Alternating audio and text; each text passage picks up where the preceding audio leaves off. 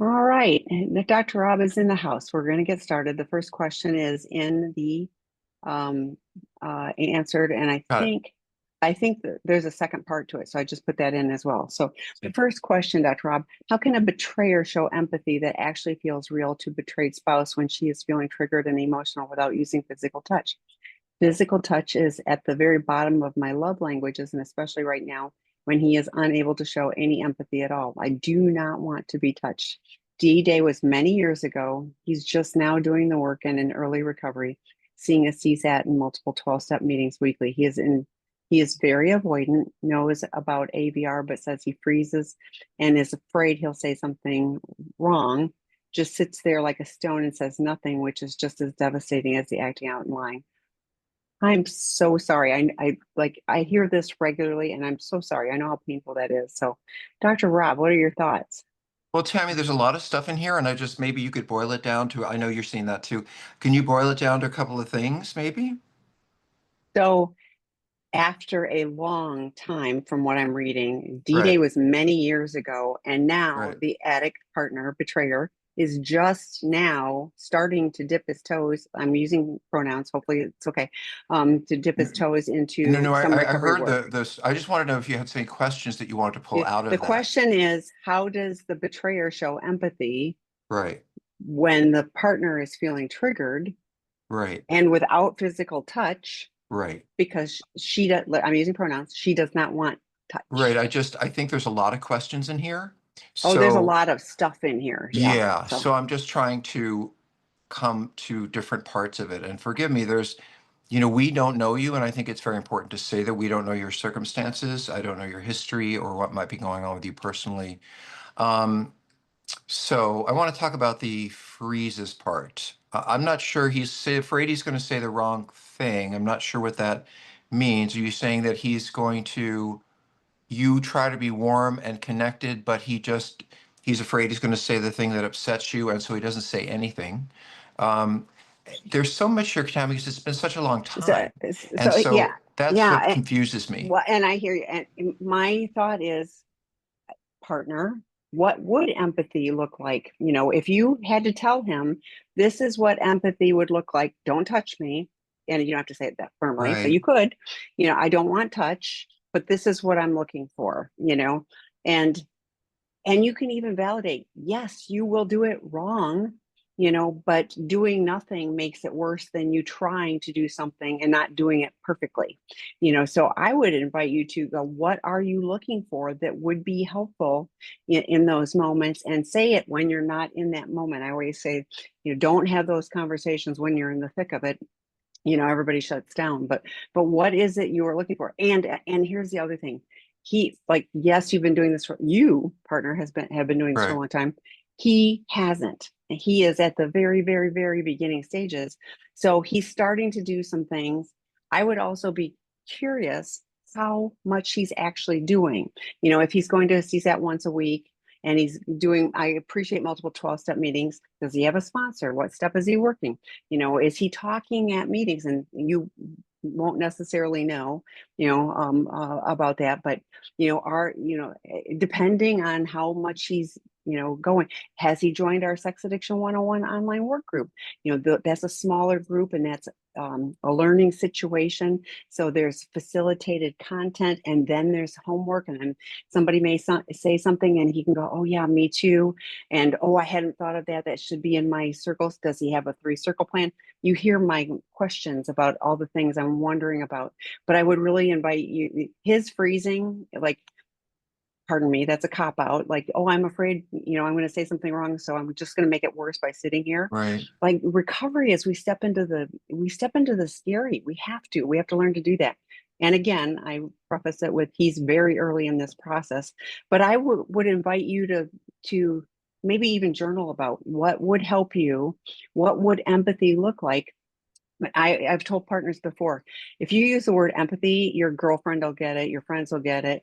Your betraying spouse won't even know what that means. And so those are the skills we need to practice in 12 step. We practice with other recovering people. We learn, and we can, but that's a higher order skill. So what are you looking for in a moment when there's something and you're feeling triggered, what are you looking for him to do?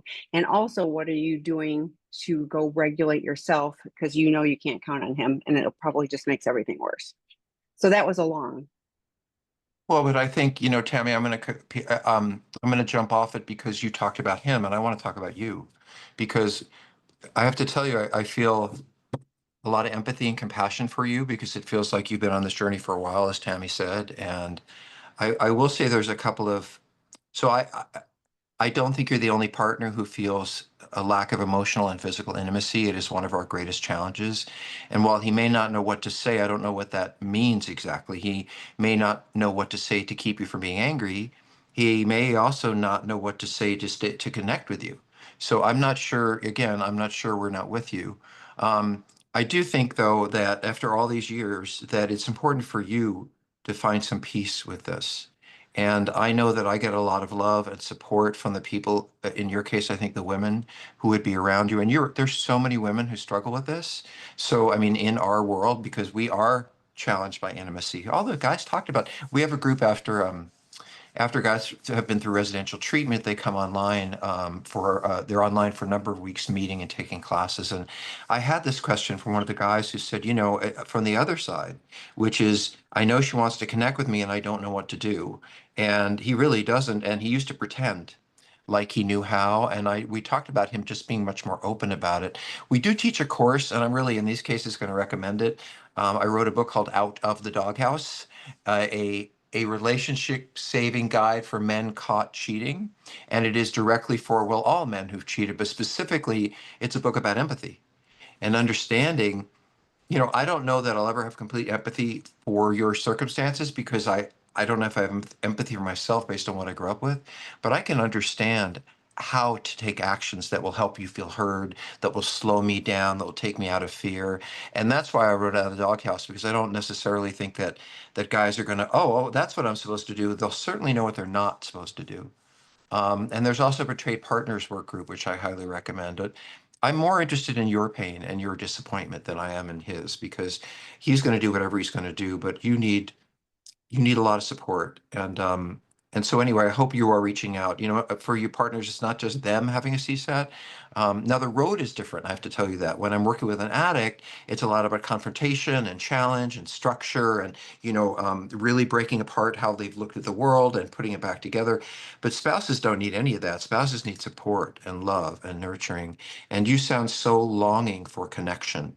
Um, so the other thing is about, when you say you don't want to be touched, I don't know exactly what that means, because does that mean that you don't want to sit close to him? Does that mean you don't want to lean up against each other when you're watching a movie? When people say intimacy, they often mean sex. So when you say touch, there are many ways to touch. And Tammy and I have talked about something called sensate focus, Sensate focus. And you can look that up on the various platforms.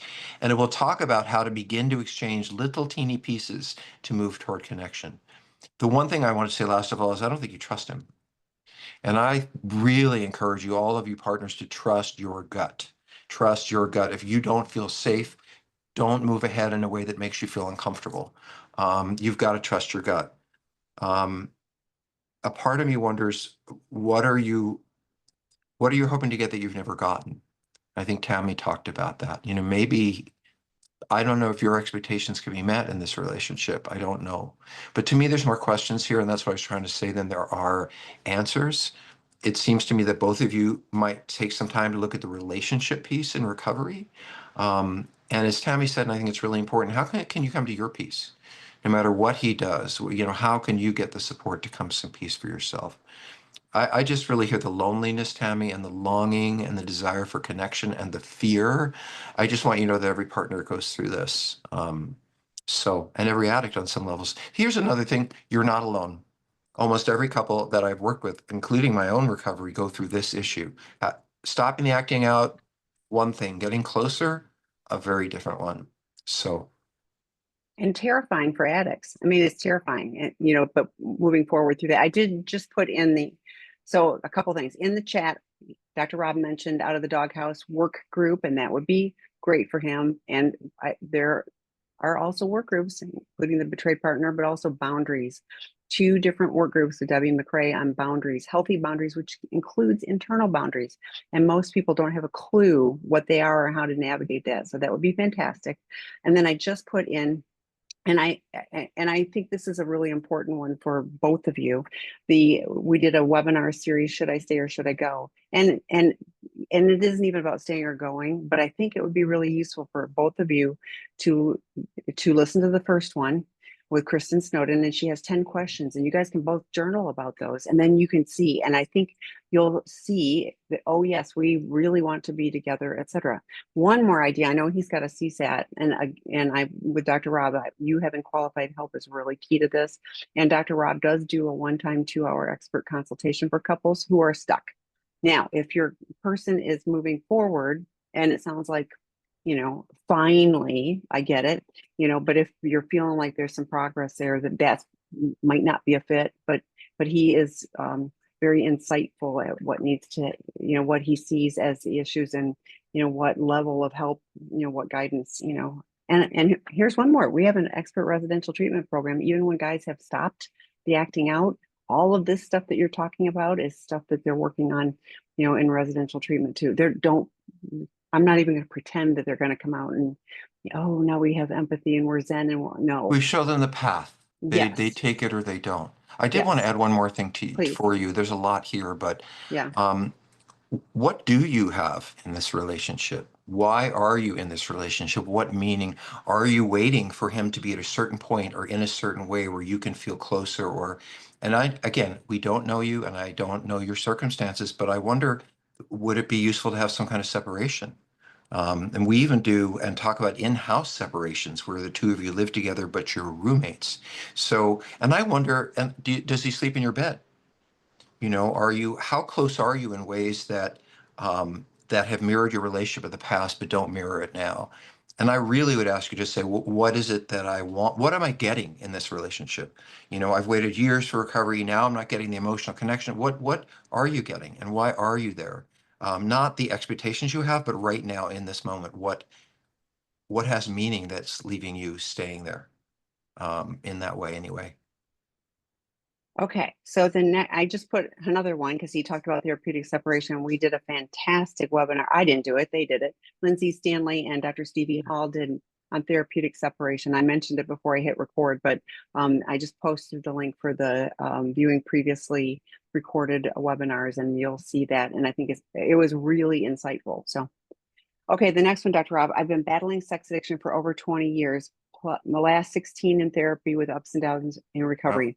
Recently hit my rock bottom and immersing myself in all aspects of recovery. As a victim of child sexual abuse by grandfather, can you share the impacts and success of the EMDR and or somatic experience techniques to help moving past trauma as part of true recovery work?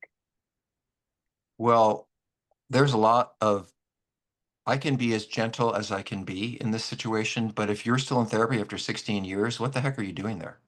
If you're still acting out and you're in therapy all these years, uh, I don't. So I'm going to say this in the most important. So let me say this. Most therapists don't know how to handle these situations. They know how to deal with trauma, with your past, with relationships, but that is not the form of treatment that is required for this work. So when I hear you talk about trauma, I think about your grandfather and EMDR, and I'm so sorry that those things happened to you, but you're still acting out.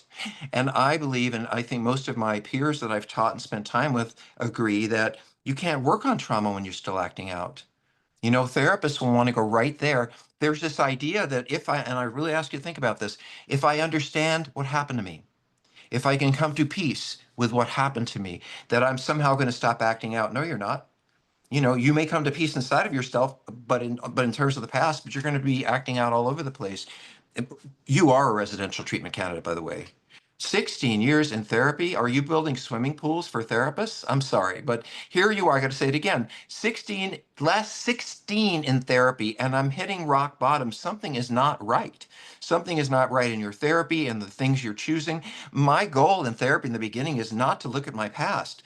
It is important to look at what's happened to me so I can say, I'm not a bad person. I am very, very broken. And all these things happen to me. No wonder why I'm hurting people and hurting myself.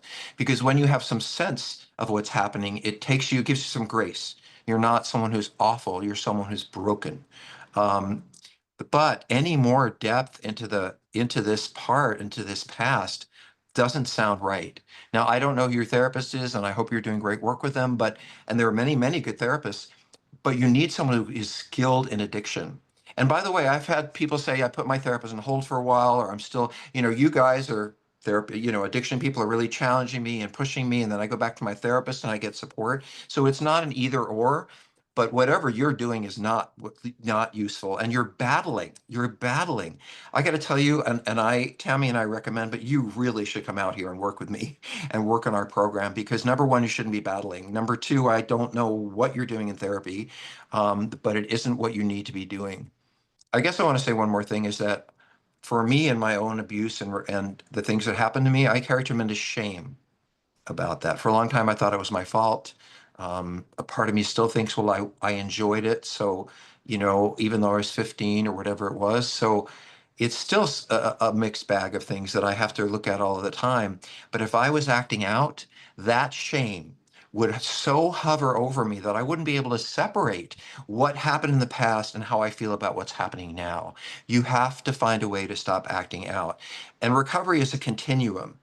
I think of it like a cut on your finger. You cut your finger and you put a band-aid on it, great, and it's fine. It gets an infection, you need to do something else. If your finger turns black, you need to go to the doctor and it's serious. And at a certain point, you might need to be in the hospital because you're getting a blood infection, whatever. And I know that sounds trite, but my point is that we try some meetings. Okay, we stopped.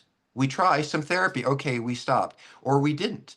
And so at some point, more meetings, more therapy, more support. At a certain point, you have to say, well, wait a minute, how sick am I?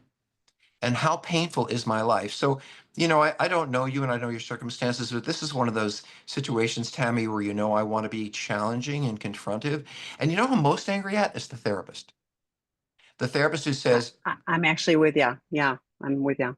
and I'm just, I know I talk and talk, but I'm going to say one thing. I say to clients all the time, I could show you a movie reel of every reel, whatever reels anymore. I could show you a film of your entire life and everything that ever happened to you. And you can grieve it and understand it, but you'll still act out because that involves tools and particular kinds of therapy. So you've asked some really good questions. I would say to you that you will not move past the trauma while you're still creating it in your recovery, while you're still battling sex addiction. How could you possibly come to peace with the past? So whatever the work you're doing is, I think it needs a review. And one thing you might do is that Tammy and a lot of the staff offer, I think, Tammy, you can tell her how long they are, but they offer brief consultations, brief support. And Support sessions. yeah, Yes, you I will might put the check link in in there. like 20 minutes, 40, whatever. And this sounds to 25 and me 50. But like yes, one of the guys who's teaching one of the recovery courses who does this work to say, look, this is what's going on with me. What do you think? And I do think this is a question you need a lot of clarity on. Someone needs to sit with you and say, what have you been doing and who are they and what are you? And by the way, I just want to say here, I don't see a thing about recovery work. I hear an entire thing full of trauma and history and abuse and EMDR and therapy. But I don't hear, I've been working in 12-step programs for years and I have a sponsor and I have been to intensive work groups. What are you doing for recovery? I I don't know you and I want to be very respectful, but it sounds like you're more focused on your own pain rather than your own healing. And I don't think your healing comes until you come to peace with being an adult and dealing with what happened to you. It really feels to me that you want someone to rescue you from all of this. Ask the right question, help me work through the right thing. Then what are you doing other than battling? So I feel compassion for you, but whatever work you're doing, it is not serving you. And I do suggest you get some consultation or support. By the way, you don't let us down if you leave us, you know. And the therapist, I'll say this to you folks, I think that most therapists are batshit crazy, excuse my language. They don't know what they're doing. They haven't looked at themselves. They don't see, or they're only good at one particular thing. Someone who keeps you or encourages you to come for years and you're not getting the recovery today in the life that you want to be living today, that may not be the best therapy for you. And I really challenge you. It's not your therapist's job to get you to stay. It's our job to be accepting and supportive and say, let's look at what else would be. In fact, it's my job to actually give you referrals to other people. So I'm questioning the process you're in and your acceptance of that process, because I think the battle has to do with the choices you're making more than the things that have happened to you. How's that? Thank you. Sure. I ditto that. No, a couple of things, and Dr. Gabor Mate was quoted by Dr. Eddie Caparucci and said, "What has happened, you can't make unhappen. It's how you deal with it today and moving forward that causes the trauma." Lots of people have been sexually abused or had horrible things or whatever, you know what, and that does, and they aren't automatically a sex addict. So if you, and lots of people think, well, if I understand this and work on this, then all of that will go away. And experience has shown over and over again that stop the problematic behavior, and then in layers you can work on, the pain and the shame and everything else. But clearly, if the wounds are getting poked, you're acting out. I mean, that's what I'm reading. So get the hell. I was like, oh my gosh, I hope you choose real help. I put the link for our residential treatment program. You can always email me too, TAMI at Seeking Integrity. But here's the deal. I would love it if this year, now you chose something else so that you're not battling for even another year. Like recovery to me isn't a battle, it's a path, it's a journey, it's got its ups and downs. There's always support, like Dr. Rob was talking about, 12 step, everything else. So please choose real healing, for yourself so that you can, put down the armor and just be real and vulnerable and get help. So okay, next one. My essay shows up to meetings, but he's emotionally gone from recovery and from us. He's not engaging, not doing the work, just there. Maybe more for a social aspect and validation from fellows. Honestly, it hurts more than if he weren't coming at all. He's still testing my boundaries, going into the office when she's there, keeping her visible in daily video calls, saying he doesn't want to feel and live like an addict outcast. He's done the steps on paper, but I feel like he's at step 0. Is this common? Physically present for appearances with the fellows, steps technically done, but still testing addiction.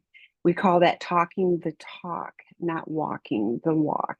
So, is it common? Like, it doesn't matter if it's common. I mean, like, you've got somebody who's not in any kind of recovery, in my opinion, just from what I'm reading. I'm going like, maybe he's abstinent, but when you're saying Oof. he's going to the office where she is, doesn't want to live like an addict outcast. I don't feel like an addict outcast. So, but like this one, like I'm going, wow. So I'm going to flip it. What are you doing? Because you said he's not, he's still testing my boundaries. What are the consequences? What are you doing that you're holding to? So that I mentioned the internal boundaries a little while ago, so that you are not betraying yourself. Like clearly, this is a mess. I often say, I just said it earlier today, no addict changes until the pain of change is less than the pain of staying the same. Right now, he's going off to the office, ignoring what you're asking, going to his meetings, getting validation, talking the talk, all of this kind of stuff. And you are sitting home in pain. So, thoughts? Well, yeah, I put something in there In the about chat? us, Tammy, and it's because, and this absolutely relates. Someone said, and I don't know if everyone, someone said, Dr. Rob owes you big time, Tammy, Oh. with a heart, and my response is, I don't know Tammy. I have nothing to give her that will make it better or take it Oh, away. The only thing I owe her is to respect her and not do it again. And I think that that directly applies to what could he possibly do to take away what he's done? How could he possibly make peace with how you've been treated? He can only respect um, what you're going through and what he's put you through. And I think this is just on the most basic level incredibly disrespectful of your pain and your. I mean, the guy's doing whatever the f he wants, and he doesn't really care about how you feel. And Tammy's right, you know. And again, I'm wondering, do you sleep in the same bed together? You know, are you living in the same house together?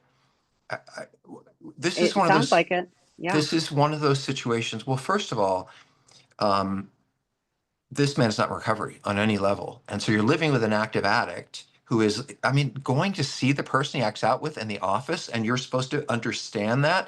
Like, this is so far beyond he doesn't have empathy.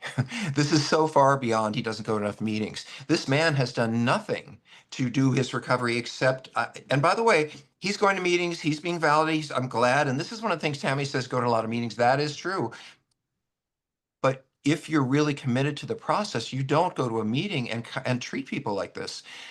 I didn't have rules for life. I did not learn them growing up. Unfortunately, the rules I learned were not helpful. One of the things a 12-step program does for me is it teaches me how to live. It teaches me honesty. It teaches me compassion. It teaches me to own my stuff and to really understand how what I've done has affected other people and then clean it up.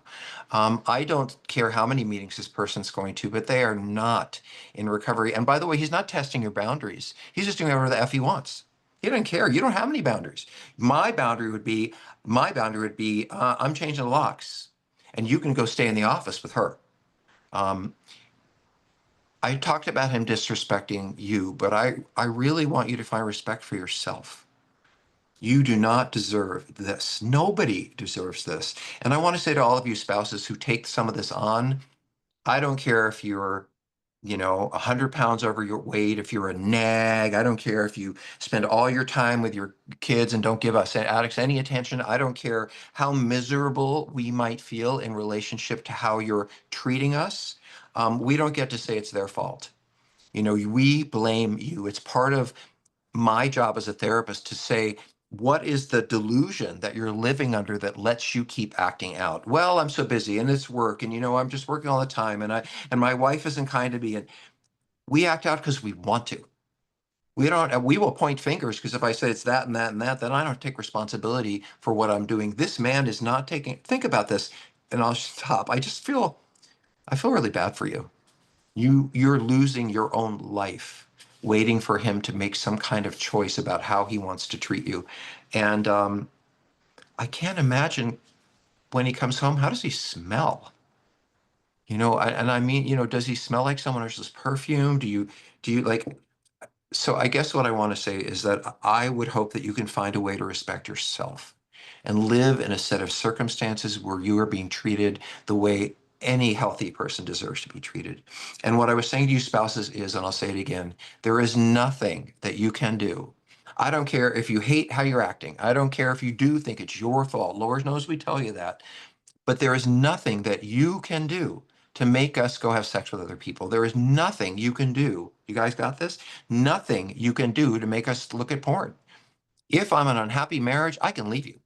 If you're spending too much time with the kids, I can hire someone. There are many choices I can make. I could leave. I could get a divorce.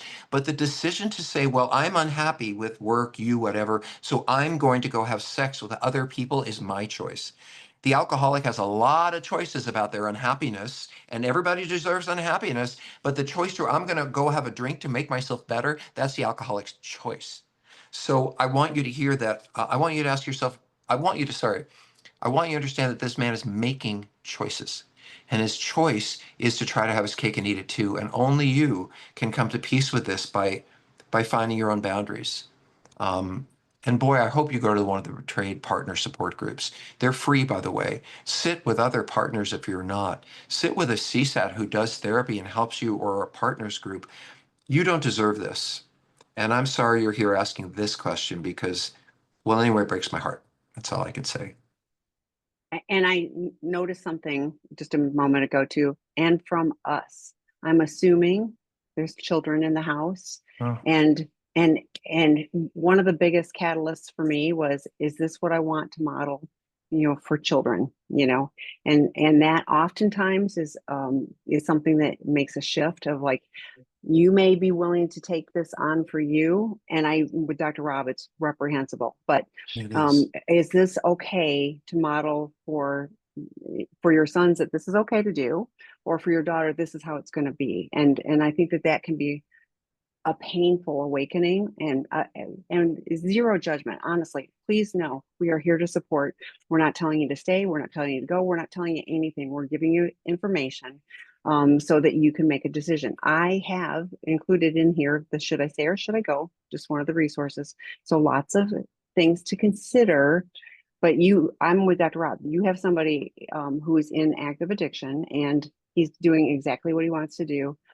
Like, I can't tell you how many, I'll use men who have had issues at work. They found another job because it was hurting their relationship to have a job where they had acted out at work. So, Or sell that's their somebody. house or Yeah, leave yeah, sell town their or house, got rid of RVs, whatever. Like people who are committed to the recovery process are willing to do whatever it takes to be on a different path and to stop causing the pain and to start healing things. And that's unfortunately not what you've got. I just want to say one thing about physically present for appearance with the fellows and the guys in meetings. Steps are technically done. So I would really wonder if this man raises his hand at a meeting and says, I am still seeing my affair partner. I Oh, wonder yeah. if he's saying, I've really got good recovery. I've been really working on this. Um, we believe what we see. You raise your hand. I don't think he's being honest with anybody. And that's one of the things I say to the guys who come into residential treatment with us and they have been lying to their group. By the way, I know they're going to lie to me. They lie to their therapist, they lie to you, they lie to the group, they lie to everyone. And so I would suspect that he may be having great times with these people, but they don't really know how troubled he is. Maybe only you do. Um, yeah, I hope you take care of yourself. And I hope you're having safe sex. I don't even know if you're having sex with him. But I do suggest you go out and get STD tested. And to every spouse, well, that would never happen. Or the guys, well, it was only oral sex. I never. Go get yourself tested. And boy, talk about a reality check. Realize you have to go see someone for your own health. And for the addict, I gave that person a disease. What does that mean? I'm in a relationship with them. I want to say one more thing about the child thing, which is it doesn't I have absolutely no, and your kids may be grown and gone, I don't know. But I absolutely believe that you're doing everything you can to keep your kids safe and to support them. But if you can't be at your best, if you can't celebrate your family because you're anxious and being treated badly, then you can't be the mom that you want to be. So I think for them, not because you're doing anything wrong, but because you're struggling, that you're going to have to find a way to be at peace with this. Um, oh, by the way, one more thing. If you and he agree that he can see this person, if you agree that he can continue to have affairs and is fine with you, okay. I mean, that's not people choose all kinds of relationships. It's not my job to say what's right or wrong in your relationship, but it is my job to challenge the lying, the manipulation, the hurt, because that's not okay. And that's not okay in any coupleship. So one more thing, and I promise we'll move on to the next question, but Scott and I did a webinar, I think it was March of this year. So it's on the link for the view previously recorded webinars about what real recovery was. It kept coming up in webinars and I was like, I'm going to do that one. So we did, what does real recovery look like? And we, unpacked the whole thing. And lots of people go to meetings and warm a seat, not really, the beauty of 12 steps is working the steps. If we say at the end, it works if you work it. He's not. Okay, next one, Dr. Rob. Betrayed here 1 year since D-Day. My partner is the one who last week asked about the difference between me being firm versus I'm abusing him. He's seeing a CSAT, did a dopamine detox and is in groups, including 12 step. He has rage weekly, and both of our therapists identify the relationship as abusive. We recently had a session with his CSAT, and during it, my addict partner said that the way I was speaking to him was violent. His CSAT said that he didn't think I was being violent or controlling, but rather being firm. He categorized my firm abuse or raging. What are the differences between me being firm in tone and boundaries versus an accepted betrayal trauma response after a lie, trigger, or abuse versus now I'm going to be on the dark side? He's thrown the book Emotionally Abusive Relationship at my feet and told me to read it. I have yelled and screamed, not every time, but I'm trying to hold myself to the level of integrity without feeding into the abuse cycle. You want to start, Tammy? I do. I'm like, your therapists have identified the relationship as abusive. Like, I am so sorry, but I'm going, yeah, what is in this one for you? Like that's the only place I can go with this is like, they're even identifying that you're just being firm. Like, and I don't think anything you say or anything Dr. Rob says will be heard as, you're okay. I yes, partners do things and they can even regret, someone, throwing things or whatever. We talk all the time about what do you need to do to stay regulated. Clearly, when these things are happening, maybe it's Debbie McCrae does a great job with boundaries and she does a great job with, we've got lots of webinars on it, but it's like I'm not going to tolerate being in this situation. I'm just going to say stop. I'm going to take a time out. I'm going to walk away. I'll be back in half an hour and see if we can have a discussion. You don't even have to raise your voice. You can just, no, I'm gonna take a time out. I'm gonna go over here. I'm not abandoning. I'll come back. Yeah, so, but this, when there's identified violence and abuse in a relationship, I just Dr. Rob said earlier when about partners who aren't standing up for themselves. If he's still blaming you after a year, and I don't know. I'm sad about this one. Thoughts? Well, there's a theme tonight, right? Which is Yes. partners who are hoping and hanging in there that are going to really commit to our relationships and to ourselves. And they're not even sure what that's supposed to look like, but they know how it's leaving them feeling. So I want to directly answer one of your questions. I am never Please. being abusive when we use the word I, Hmm. ever. I'm furious. I'm disappointed. I'm so hurt. I can raise my voice and say, I can't believe this is going on. It hurts me so much, but I'm not pointing a finger at you. I'm not saying you did this to me or you're this or you're that. You can never disagree with how I feel. Now, I will say if you're raising your voice and you're leaving yourself feeling badly about how you're acting, yeah, that's not the most helpful thing. But I just want to say to all of you, when you are speaking about yourself, it can never be abusive. When I start saying, I can't believe you did this and you're this, and then then I'm doing things that I'm end up feeling badly about. And by the way, I don't think you're here to hurt this person. It doesn't seem like your intent is to make him feel badly. I do want to say a couple of things. I didn't hear anything, Tammy, about couples therapy, and this is a couples therapy issue. This is when the two of you should be sitting in a room together because I hear a little bit of, well, I talk to my therapist and they talk to their therapist. And, now you can do this if you have the resources with the four of you in the room. Maybe your therapy It session says once a both. week. Yeah, it says both of our therapists. Oh wait, yeah, did a dopamine and in groups including 12. So he and both of our therapists identify that it's Identify, okay. right. So I hear what you're saying is like you don't know that they're in therapy together with both of This their is a therapists. I hear together what you're saying. issue, Okay. Yeah. and it's and because you whatever who's ever challenge it is, whoever is acting in a way that is unhealthy, um, you need help with that. Neither the two of you can say, oh, it's this, it's oh that. I do want to say also that what may feel assertive and having a good boundary, you may feel like abuse to me because of what I've been through. And I have worked with a lot of clients who just, when you're angry, just angry, we don't know what to say. We don't know what to do. We lie. We keep secrets. We hide. And part of the recovery process, I think, for us and Tammy is to get a moment or two away, or an hour, or a day, and then come back to you and say, I didn't know what to say when you were angry, but let me tell you what I was thinking. So um, there's a lot to be uncovered here. There's a lot of I don't know who's doing what, and neither do you. I think you need an objective situation. I will say that we lie in therapy. So how I talk about things and what I say may not actually be what's happening. I don't know. I was going to say something else. Um, he's thrown the book Emotionally Abusive Relationships at your feet and told me to read it. Do you know how abusive that is? um, you're not who you need to be for me, and you need to change because you're hurting me. Um, that's not how it goes. You're hurting each other, obviously. And I love this person says, I'm trying to hold myself to a level of integrity, meaning I don't want to be that person. And I really agree. I really appreciate that. By the way, when she's talking about the abuse cycle, again, something you can look online, it's very clear how that works. People have different stages and they go round and round in them. Um, what else was I going to say to you? Um, oh, dopamine detox. I have no idea what that is.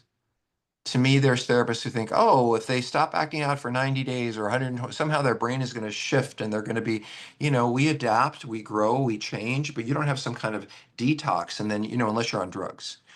So I'm not sure what that means.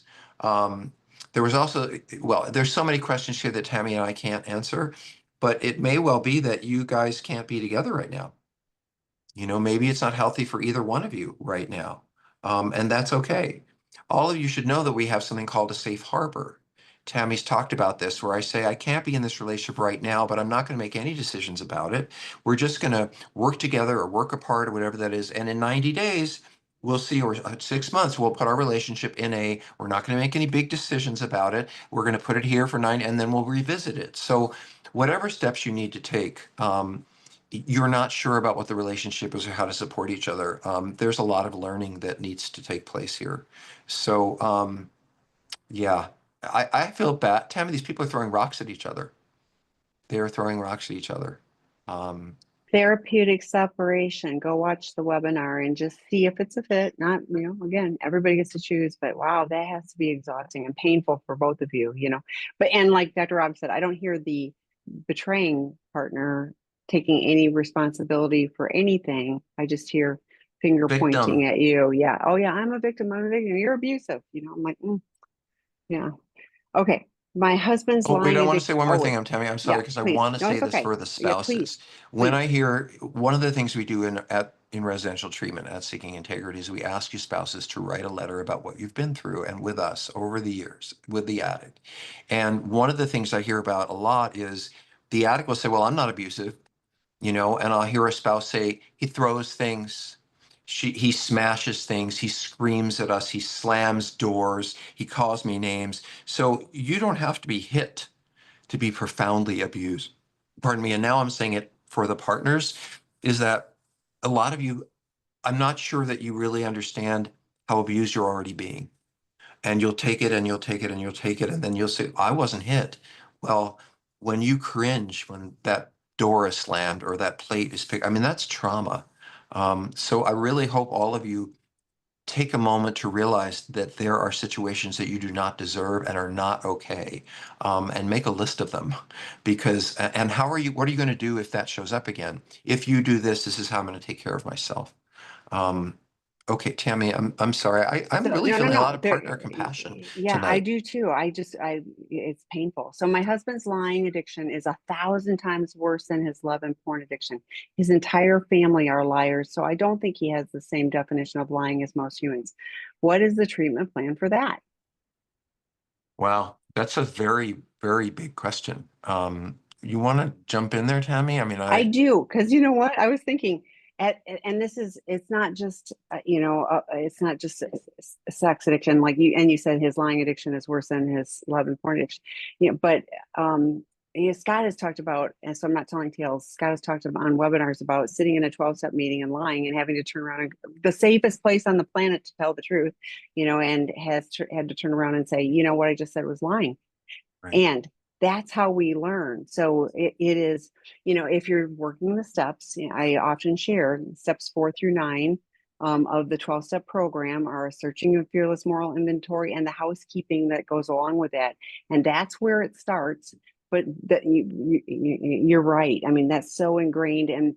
But it would also, I would hope he's working with a qualified professional, because there's some gain with telling a lie, and the whole family did it, but there's some gain of telling the lie that, oh, you won't be mad at me, you won't be whatever, I can make myself look better, whatever it is. So it's one of those things where with work and doing the recovery work, that has to change. You cannot remain a liar and be in active recovery. They are opposites. So thoughts? Well, I just want to add to that, which is I think I can lie, but then I can clean it up. And so if you're a liar Yeah. who doesn't own it, or by the way, I don't care what his family, my whole family was, I can't tell you how they were, but they weren't the healthiest people. That doesn't give me an excuse for defining what health is or relationships is. It's my responsibility to choose to live differently and make choices. By the way, I understand, and I've heard from so many of that if just tell me the truth, if I just know what's going on. And I don't know that it's 1,000 times worse. It's different for different people, but I knew that it breaks your soul. And I was talking to I can't give too much detail because it was someone who was in one of our longer term groups after they'd left treatment. But there was discussion about, he was discussing about something he felt he should do to please his wife, something he felt that he needed to do to make her feel better. And he didn't feel like doing it. He didn't feel in his heart that he felt, and instead of what he used to do is pretend. He pretended to give her or act in a way that he thought was helpful to her. What has really been helpful for the relationship, he's begun to say something like, I don't think I can do that for you today, whatever that is. And I think she appreciates more that he's willing to say, I don't feel like that, or I don't feel, than to pretend that everything's okay. So, yeah, by the way, I just want to say every resource that Tammy's talked about is on seekingintegrity.com. Webinars are free, and there's tons of them, and all the people you've heard about have lectures, program. We just have so much free information there, and the work groups are things that you pay for. But uh, Low cost, yes, I low mean, cost. therapists recommend those because they help clients get so much further on the path in a shorter amount of time. So yeah, I mean, not What every, do take you? what you need, leave the rest, like this is not therapy, this is not whatever. So when, if people are unhappy, and it's always anonymous attendees that send those messages in, take what you need, leave the rest. We're here answering these in a general way. So I Dr. Rob, the do. next, go ahead. I do hear an excuse for him, by the way, which is, oh, well, his family are liars, so I guess he has the same, doesn't have the same definition of lying. Well, you can learn. He can't say, oh, well, this happened to me and I don't know how to be honest and caring. He can learn. But you better trust your gut. That's all I can say. And what are your boundaries? What are you willing to put up with and not? Okay, let's keep moving. So the next one, essay here with 3.5 to 4 months of recovery, doing a lot of work on me, CSAT weekly, seeking addict or seeking probably sex addiction 101 on our site, SAA meetings weekly, connecting with my higher power, practicing empathy, reading a few books Out of the Doghouse and Worthy of Her Trust, separated physically since discovery, spouse seeing a therapist weekly. Not sure what else she is doing. I fear to inquire about her recovery healing path. She is not wanting to really open up to me emotionally right now. What can I do? I feel like we're stuck. Hammy, I think you might want to start this one. So this feels like you're separated. This is exactly why we did the therapeutic separation Mm-hmm. webinar, because people separate and there's no plan. So what Mm-hmm. was the design for the separation? So yes, Mm-hmm. upset, hurt, everything else. Um, and and it's okay for her to share if she wants to, where she is, and but you knew all along. So again, with all due respect, you knew you were acting out. She found out 3.5, 4 months ago, and so her whole world fell apart. And so, like, it's the very, very early stages for her to deal with everything that she's just learned that she thought was completely different, and you knew. So I'm glad you're doing things. I often say to addict partners, do your work. The more work you are doing and focusing on you, and books are fine, don't get me wrong, but I can tell you for sure with the work groups or the drop-in groups or 12 step, somebody is going to say something that you wouldn't have even thought about when you're reading through a book. You're going to read a paragraph and miss it. And somebody's going to say something and go, oh, I didn't even think of that. It's so different. Shame reduction, all of those things. So that's why we provide all of these amazing resources, free, low cost, to help people on this path, because there's so much junk out there that is not helpful and more hurtful. So we want to do that. But here's the deal. If you are in communication with her on any level, you guys can determine what the communication looks like. Her at her discretion, like, I'm willing to have you text me twice a week or whatever. What are the guidelines? Because otherwise you're just separated. So getting a plan for what she's looking to see with you. Are you doing, like, Thanos or fine check-ins? What are you doing, so that there's some level of communication, but I still go, and again, CSAT weekly, great. So you've had maybe a dozen sessions with a CSAT. What's the treatment plan? How are you progressing? What step are you working in 12 step? Where are you with things? One more time, steps 4 through 9 are housekeeping steps of the 12 steps. So getting in those and really working them, not just checking off a box like the person said earlier, will start to help things shift for you. Those shifts start to be visible to others as well. I wanted to back up something that Tammy said, which is having a plan for separation. One of the first things I wrote down is, what is your goal of the separation? What do you want to happen at the end of it? What does she want to happen at the end of it? And then the question is, well, how do we get there?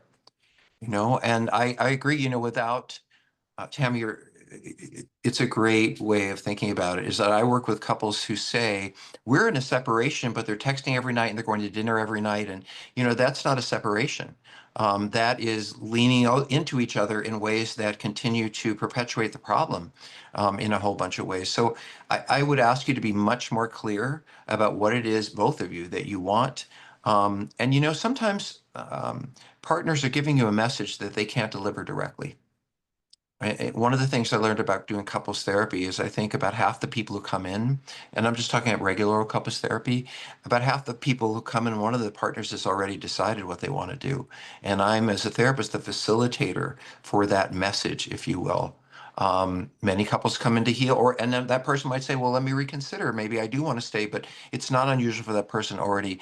And I look at people, what they do.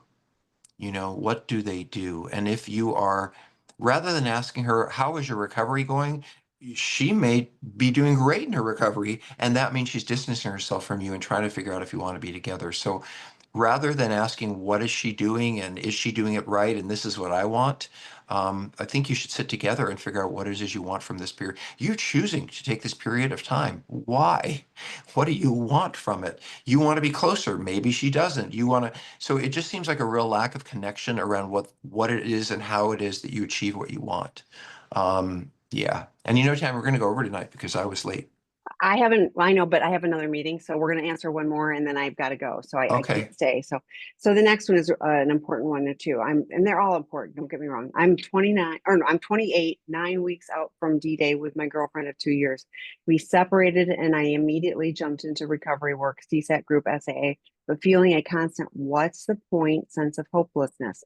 Felt more depressed and hollow receiving the 30 and 60-day chips at SAA, almost embarrassed that it's considered an accomplishment. How do I change my mindset? Well, I'm not sure if this is what you're saying, but I would be thinking to myself, oh, great, I got 30 days of not hurting the person I love, or I've got 60 days of destroying my life. And how do I deserve when I've done all of these things? And um, we seek validation for all kinds of things that aren't healthy. And boy, do I get a lot of validation from sex workers and porn. But what we really want is meaningful validation. And I've talked a lot here about the guy who's doing great in his who is whose spouse really expresses a lot of love and caring, but he's been acting out and he says, well, if you really knew what was going on with me, you wouldn't love and care for me. And so I'm just wondering if this shame is being unfamiliar with what it feels like to actually have earned your validation. We're not familiar. I want to control how you give me gifts and how you treat me. But I'll tell you one thing about me. When I was younger and someone did something nice to me, I'd say, well, honest to God, I'd say, what do they want from me? What Mm. do they want from me? Because they couldn't be giving something unless I have to give something back. These are the kinds of distortions.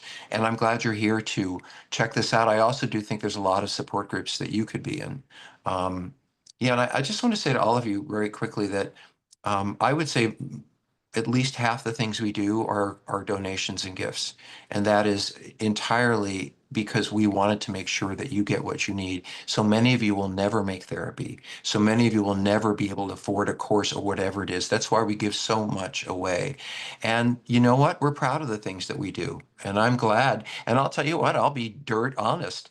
If one or two of you go through one of our program and 100 of you get help, I've made my day, so I just ask you to consider um, what it might take for Tammy to put together 14 to 16 groups a week for people who are volunteering. And then when they don't show up, she fills in. Uh, We're not paid for that part, and I may sound defensive, but my whole life is dedicated to wanting your children, if you have them, to have a good life and not end up like we have and the people around you. So I really will say take what you like and leave the rest because that is what it's about. And if there's anything we can do for you, in any way, please let us know. Tammy, I have to tag on to this one though, do. because yes, because here's the deal. I'm thinking you are 28 years old. you have the opportunity to change things. Whether you stay with this girlfriend or not, just think about, you can shift things and live in a different way so that you are not causing pain for a whole swath of other people. We have people that come that are twice as old as you, three times as old as you to get help, like you can continue on this path seeking intensity and doing all of these destructive things that hurt your relationships, hurt you ultimately, because you're the one that, that's going, oh my gosh, I'm, here I am. Or you can go, wow, this is an opportunity for me to change course, get the help that I need so I can be a person of integrity, that I can show up for relationships. I can have real and meaningful relationships with people I care about who care about me, rather than this fleeting intensity thing that doesn't it it lacks any substance. So I love it when people in their 20s, come and get help. It shifts everything, Hmm. for you, for anybody that you are. So I hope, whether you and your girlfriend, and I hope you get the help. Yeah, I hope you stay on the course and you really lean in, because what I hear a little bit of, like, oh, I'm depressed, I'm feeling sorry for myself, like Dr. Rob said earlier, like, wow, like what have I done that my girlfriend of 2 years has invested 2 years and we're separated right now because of my acting out. So you have an opportunity, jump in, jump further, do more. It can really make all the difference. Really quickly, I want to validate two things. Number one, part of what you're talking about is withdrawal. And you think Oh yeah, alcoholics or drug addicts have, I know what withdrawal felt like for me after years and years, and I felt lonely and I felt longing and I felt emptiness. That's the dopamine withdrawal, is that I didn't know how to meet my needs and I hurt. The other piece is, but there is depression. And sometimes our acting out mm, masks depression. And there's nothing wrong with seeing a professional. I hear people say, I don't want to take pills. Well, just go get the evaluation. You don't actually have to take anything, but learn from a professional who might be able to help you, because there's a piece of depression in here if you can't accept on any level the hard work that you're doing. Um, so, Tammy, I don't owe you. I owe you respect and showing up next time. And what I mean is, I give her all the flowers in the world. That's not going to fix it. And I say to all you addicts, he's right. it's a living Yeah, amends. It's not what yeah, we give or say. So yes. thank you all. I'm going to go. Thank you, Dr. Rob. Thanks, everyone. And I wish we could have gotten to the rest of the questions. They're great questions, but next time. So come back and join us. Angela's next week.